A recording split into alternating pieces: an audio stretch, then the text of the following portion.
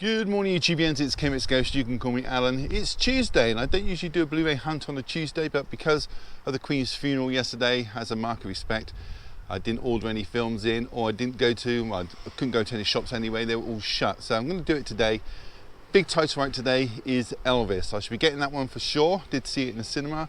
There is another one out that's a limited edition, but you can only order that online. It's not turned up yet, so maybe that'll feature in next week's video. I'm not going to be here for the next 4 days after today because I'm going to go and visit people I know in Bristol, and whilst down there I'm not going to take my tablet and I don't own a mobile phone, so I'll be watching your videos on my wife's phone, but I won't be able to comment, so just bear that in mind. I will be watching nonetheless. I've got a parcel today delivered to review from Via Vision, so that'll be coming up in this video. Also got some subscriber mail and some mail from a friend as well, so quite a lot to show you at the end, so stick with it. I'm going to pop up to the town now, get a coffee, not a sponsor, and I'll have a look around in HMV, show you everything that gets released, so stick to the end. I'll show you what I picked up at the conclusion. I'll see you all in a little bit. Okay, so before heading to HMV, I'm going to be enjoying a lovely Arabica bean latte from McDonald's. As for films in this video, I will say there'll be no Zavvi exclusives or films from Indicator either, so no Garment Jungle or The Lineup, as well as Raw Deal on 4K or the Poltergeist Steelbook, or the Indiana Jones Steelbook either. In fact, the Arrow release, Vengeance is Mine, will not be featuring in this video, and HMV did not get their copy of Lost Boys E-Cine Edition either. So all that said and done, let's go over and see what is new and trending today. So we're going to start off with the big release today, and it is Baz Luhrmann's Elvis. And this, put out by Warner Brothers, is available in 3 formats, but 4 different editions. We have the Blu-ray here priced at $14.99, comes with a lovely slipcover, as do they all. Has a 12 certificate and a runtime of 159 minutes. DVD here, and by the way, they all have different images on the cover. DVD is a standard $9.99, but doesn't feature any special features and is cut by 6 minutes as well. And for some reason, the cover designers have put the title right at the top of the spine. To me, it looks a little bit odd. Here's the 4K, lovely slipcover on this one. This is priced at $24.99, very nice indeed. And there's also a steelbook available too. Couldn't find a price on it, you have to take it to the till. Here it is, very nice indeed. Next is the drama Bergman Island, which is put out on the Blu-ray label. It's priced at $14.99 and it's from 2021. This has a runtime of 112 minutes and it's directed by Mia Hansen-Løve and carries a 15 certificate. There is a DVD priced at $9.99 and they both come with lovely slipcovers. It's a story about a couple of filmmakers who take a pilgrimage which was inspired by Bergman. Next is Batman The Long Halloween. This single release has 2 movies inside. It's got a total runtime of 168 minutes and a 15 certificate. This is inspired by Joseph Loeb and Tim Sale's story from the mid-90s of a holiday killer on the loose. Next is the drama Nitram from 2021. This has a runtime of 112 minutes and carries a 15 certificate. And the story follows events that led up to the 1996 Port Arthur massacre. This is yours for $12.99. Okay, so here is Violence in a Woman's Prison. This officially came out this week, but I have featured it on last week's video, so I'm not going to talk about it again. But here it is, priced at $14.99, and it's officially on the shelves now. Next is the documentary McEnroe, made this year and directed by Barney Douglas, and features contributions from Billie Jean King, Bjorn Borg, as well as Keith Richards, and obviously the man himself, John McEnroe. This has got a total runtime of 1 hour 43 minutes and has a 15 certificate, presumably for the tantrums on the court. DVD is priced at $9.99, Blu-ray priced at $14.99.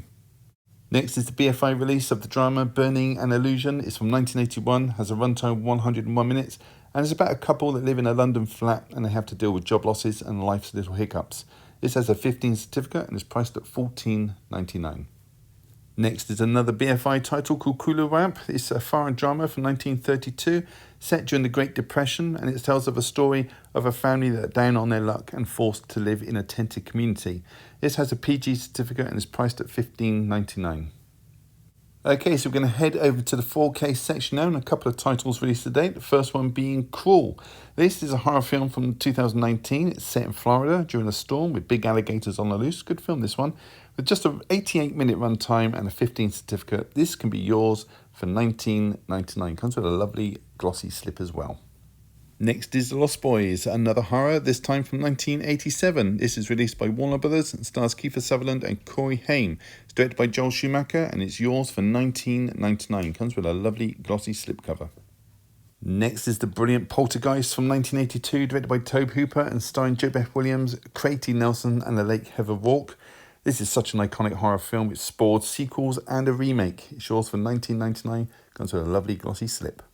Next is the limited edition of Dune in 4K. Now, for some reason, this has got no spine title at all. Very odd, that one. It's priced at $34.99. Comes with what looks like 8 large art cards, a booklet, and 2 discs. That's a Blu-ray and a 4K. This is called The Pain Box. Not sure why they went with that title. Last but not least is the World Cinema release of Love. This is a drama from 1971, and it's about a woman who's hiding the truth that her partner is a political prisoner from his mother. It's yours for $17.99.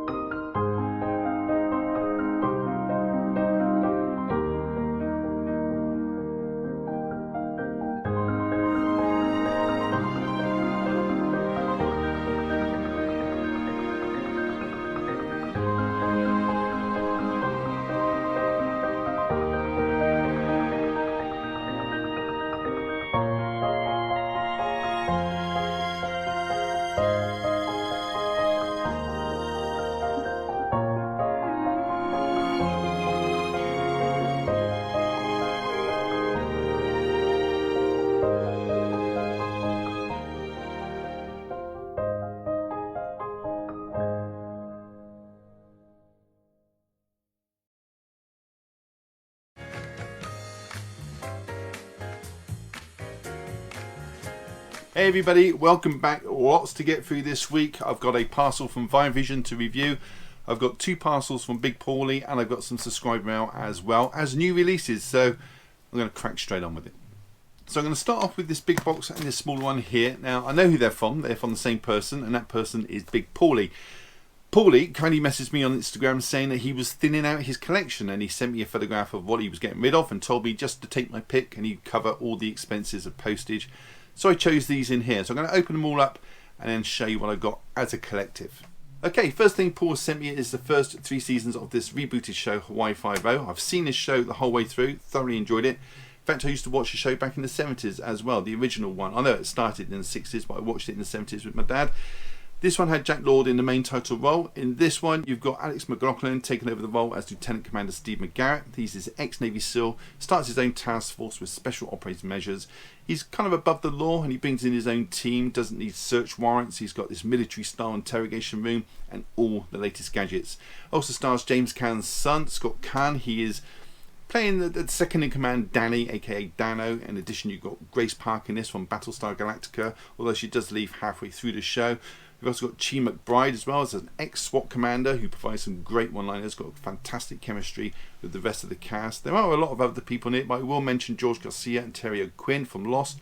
They're reoccurring characters. They do go in and out of the show. Show has 10 seasons, and to be fair, it did run its course. You know when a show sort of needs to finish, and that was starting to lose traction towards the end. Each episode is around the 45-minute mark. Absolutely brilliant show, up to the end, obviously. Let's take a look inside. So inside season 1 there are 6 discs and an episode guide. In season 2 there are 5 discs and an episode guide. And in season 3, which is a German import, because I don't think they go any further in the UK with releases. I think from now on you have to go to America or Germany. There are 6 discs and an episode guide, but unfortunately it's all in German. So that was seasons 1, 2 and 3 of the rebooted show Hawaii Five-0.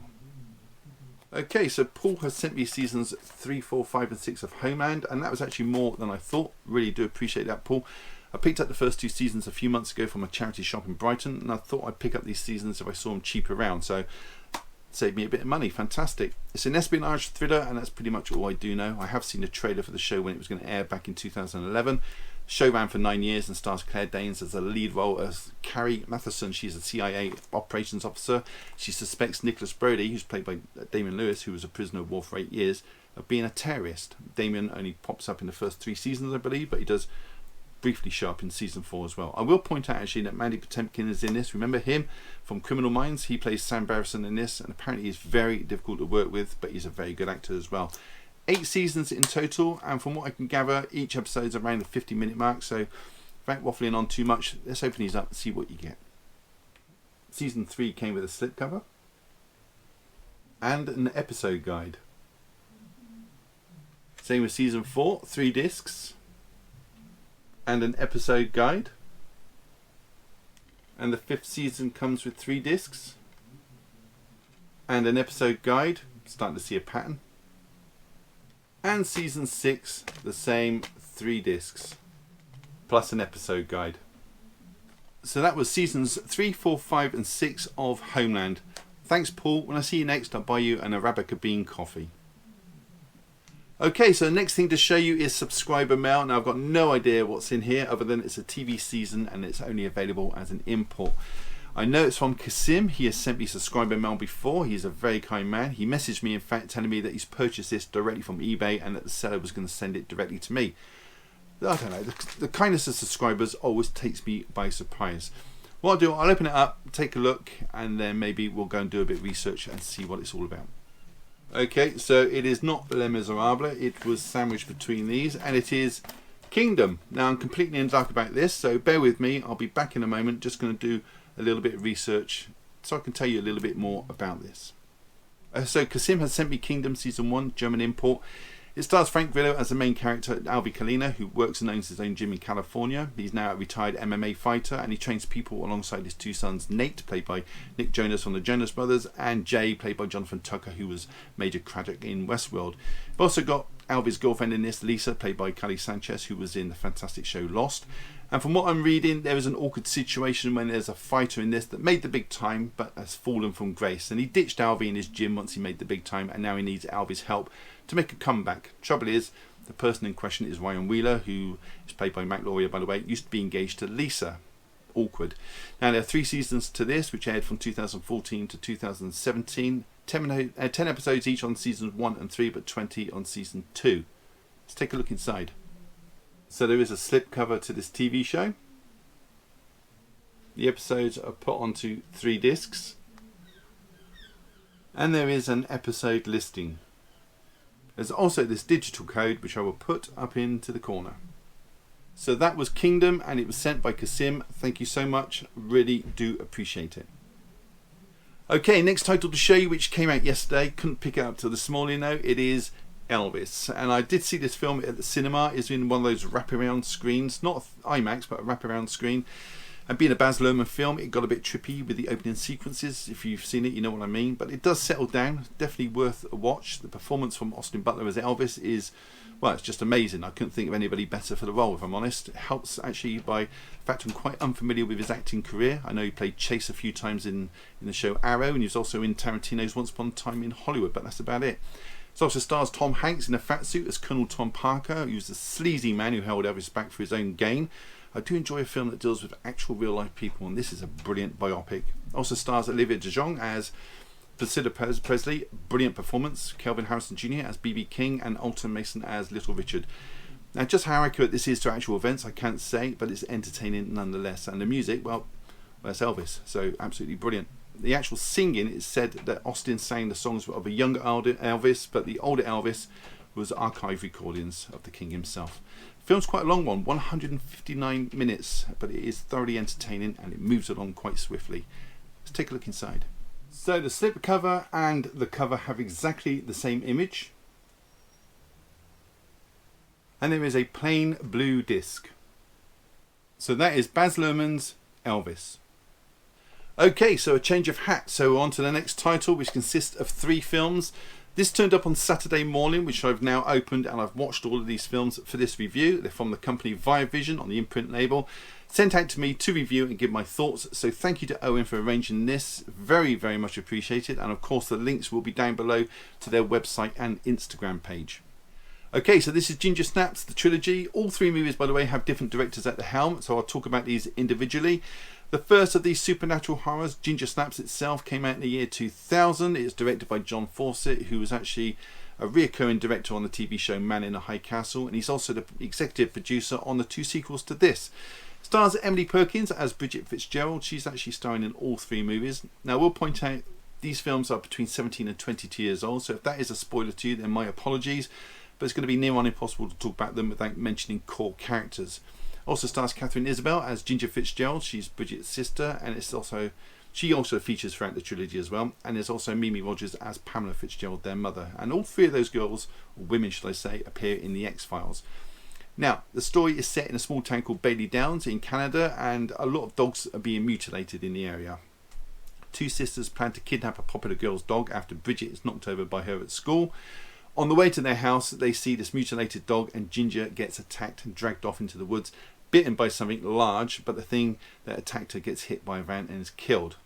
It's not long before Ginger starts to change and her wounds start to heal really fast. She sprouts hair from the claw marks and becomes more aggressive as well as sexually active. And most disturbing, she starts to grow a tail. Now, Bridget knows that her sister's changing into a werewolf and starts to monitor her from a distance, all the while trying to find a cure for her.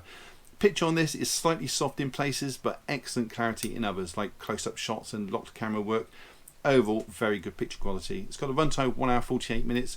We'll look inside at the end of the trilogy. We will move on to the next one. Okay, so the second film in the set is Ginger Snaps 2 Unleashed, directed by Brett Sullivan, who hasn't done a whole lot more since this. He did direct Shudder in 1998, but he's moved mainly now into editing. His film's from 2004 and stars Emily Perkins as Bridget, reprising her role now as a lead character. You've got Catherine Isabel back as Ginger, but only just. You know what I mean, if you've seen the film. This time they're joined by Tatiana Maslany as the Ghost. Great name, that one. In case you don't know who she is, she's currently in the show She-Hulk Attorney at Law, Jennifer Walters. Now, Tatiana actually won the Best Supporting Actor Award for her role in the Fangoria Chainsaw Awards in 2005, and Emily won the Best Actress in the same ceremony. So there you go, good performances throughout. Now, well, the story continues with Bridget looking for a cure to being a werewolf by the use of monk's hood, which was the stuff she was cooking up in the first film. Now, monk's hood, or wolfsbane as it's better known, said to have derived from the saliva of the 3-headed dog Cerberus that was guarding the gates to hell, not the Philosopher's Stone. And let's just say Ghost in the film isn't what she's made out to be.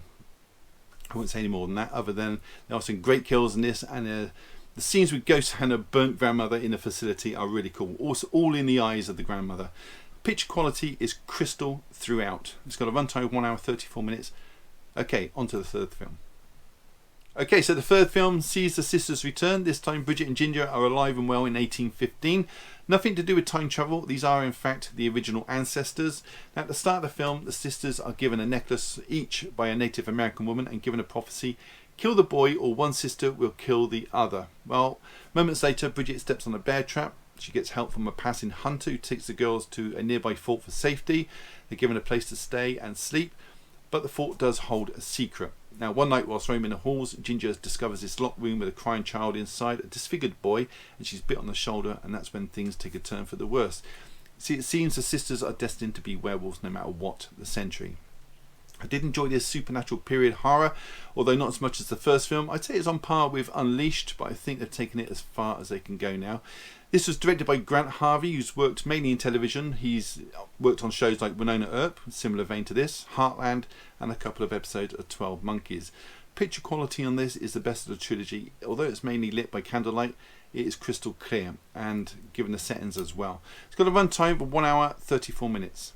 Let's take a look inside. Okay, so there's a slip box. It's kind of along the lines of the HMV Premium box. Not overly sturdy, but sturdy enough. I've seen most of the extras and they are in standard definition for the most part. The H logo has been removed on the box, but it is on the case. Each of the films come on a separate disc, and there is individual credits on the back as well as an advertisement for 2 other sets.